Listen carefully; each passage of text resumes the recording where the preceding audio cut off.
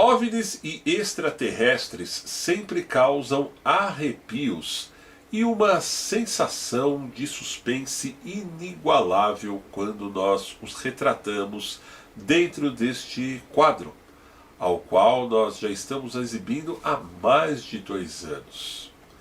E é mais uma vez a respeito de ufologia que nós vamos bater esse papo super especial hoje, falando especificamente da história de 2 garotos que na época tinham entre 13 e 14 anos e avistaram um alienígena bem no meio da rua em que moravam no interior de São Paulo. Então fiquem ligados, afinal de contas, está começando mais um Vídeo Mistério.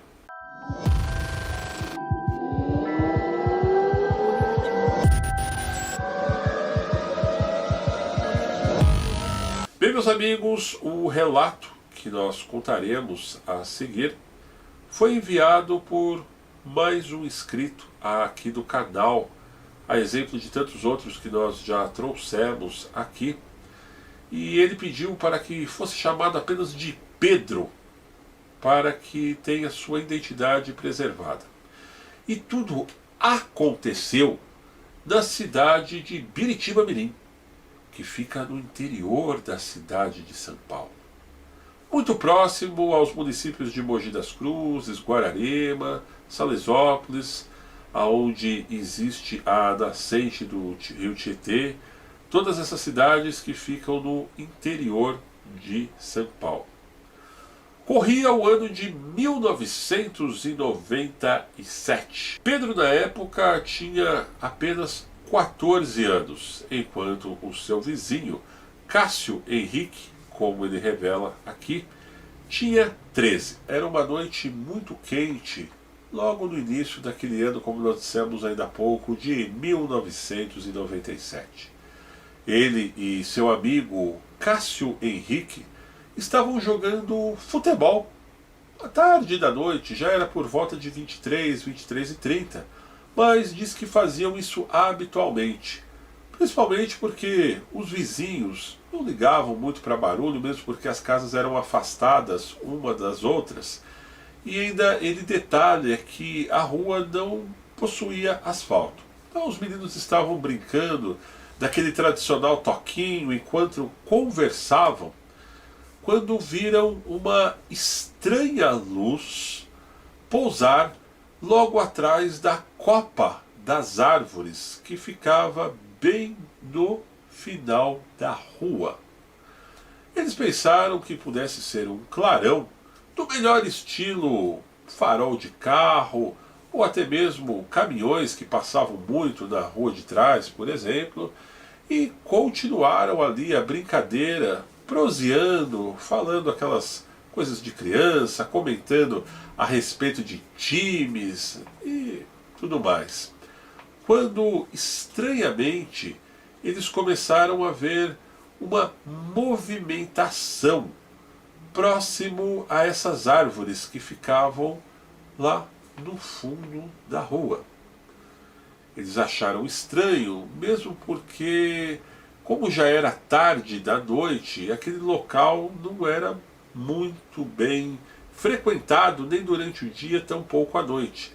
E os barulhos que vinham dali eram sobretudo estranhos, como se fosse um motor que não se assemelhava a motor de carro.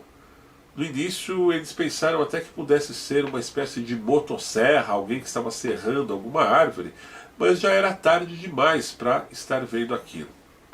O Pedro disse que sentiu vontade de ir até lá, ou até mesmo chamar o seu pai, para que pudesse ver, afinal de contas, o que estava fazendo tanto barulho vindo desse terrenão que ficava no final da rua.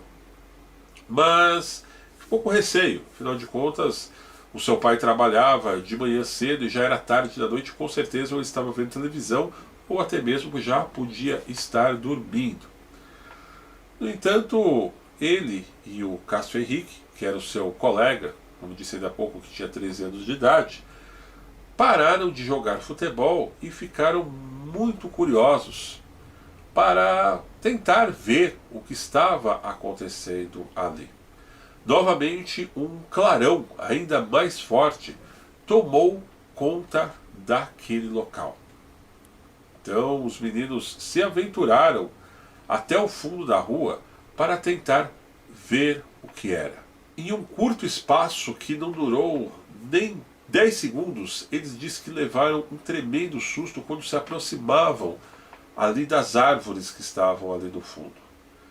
Uma criatura que aparentava ser bem magricela, com aproximadamente 2 metros de altura e com um rosto pálido e olhos negros bem grandes, correu da direção da esquerda para a direita e passou correndo na frente dos meninos e os encarou rapidamente. Tanto Pedro quanto Cássio, sem saber o que estavam vendo, ficaram paralisados, estáticos, e a criatura voltou correndo para dentro da mata. Os meninos, sem saber o que fazer, saíram imediatamente correndo para suas casas. Mas, estranhamente, começaram a escutar barulhos de passos que pareciam vir atrás deles. Mas não estava legitimamente atrás deles, e sim da frente deles. Mas 2 criaturas, tão horrendas quanto essas, surgiram novamente na frente dos 2 meninos, aparentando serem altos, muito magros, olhos grandes, gigantescos, muito diferentes dos nossos, que são os olhos humanos, e novamente ficaram olhando para eles. O Cássio, inclusive, comparou, segundo Pedro, a fisionomia de um deles como se fosse uma abelha gigante, embora com o corpo como de um ser humano, só que com braços mais alongados. Os meninos novamente ficaram sem saber o que fazer, afinal de contas aquelas criaturas estavam bem na frente deles, e eram 2 dessa vez. Ficaram ali parados, olhando, analisando os meninos, como se os meninos fossem, digamos que, bonecos numa vitrine de loja de brinquedo, e não esboçavam nenhum tipo de reação para com os garotos, apenas os observavam. Imediatamente depois de olharem um para o outro, esses seres saíram correndo novamente, assim como aquele primeiro que saiu da mata, e desapareceram. Mas o Pedro diz nesse relato que foi incrível a velocidade ao qual eles imprimiram quando eles saíram correndo, tal qual o primeiro que eles viram, como esses 2. Tanto que eles dizem que nem sabiam detalhar se foi para a direita, para a esquerda, simplesmente sumiram, como se tivessem evaporado. Como até mesmo tivessem se teletransportado, se é que a gente pode dizer dessa forma. E não fizeram mal algum para os meninos. Apenas os analisaram com olhares. E no momento que sumiram, como eu disse ainda há pouco, um olhou para a cara do outro e tipo, deu a impressão, como ele disse, que olha, a gente não tem nada para fazer com esses caras, vamos embora daqui antes que a gente chame mais atenção. Depois disso, o Pedro diz que passou a acreditar piamente que existe vida fora deste universo. Embora ele nunca mais teve nenhum tipo de experiência como essa.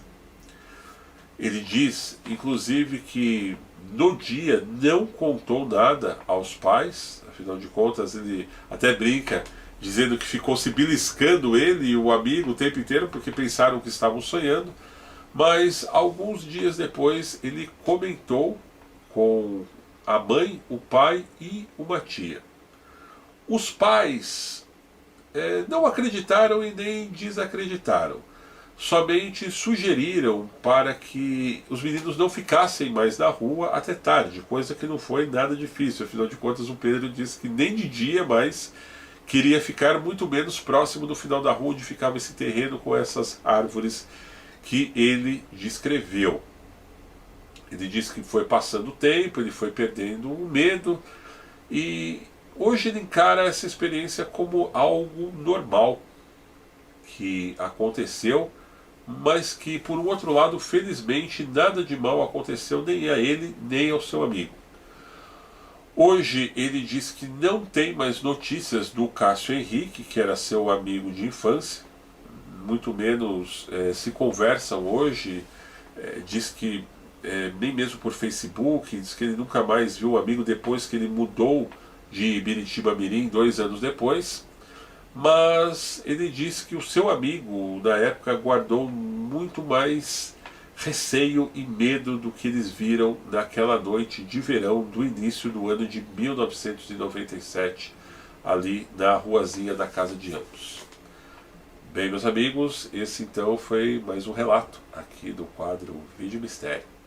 Eu convido vocês para que possam acompanhar a playlist que eu estou deixando aqui nos comentários, para que vocês continuem assistindo outros casos, não só de ufologia, mas eventos sobrenaturais que nós trazemos semanalmente aqui nesse canal para vocês. Eu, Luiz Felício, vou ficando por aqui, mas com certeza a gente se vê nos próximos vídeos.